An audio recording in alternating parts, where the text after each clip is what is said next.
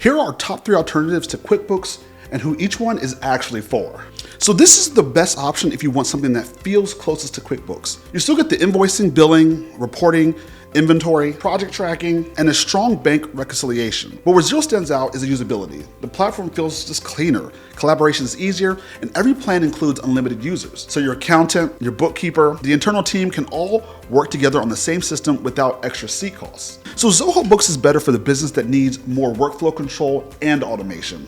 It adds approvals, automation, customer portals, mobile accounting, and a deep integration with the broader Zoho ecosystem. So instead of accounting sitting by itself, it becomes connected to other projects, even expenses, operations, and customer management. If your business is becoming more operational complex, Zoho Books starts making a lot more sense.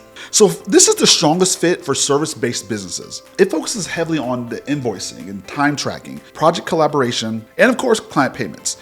So if your business revolves around client work more than complex accounting operations, FreshBooks is usually the easier platform to manage day to day. If you want the full ranking of our best QuickBooks alternatives, check out the complete Fit Small Business Guide, link below.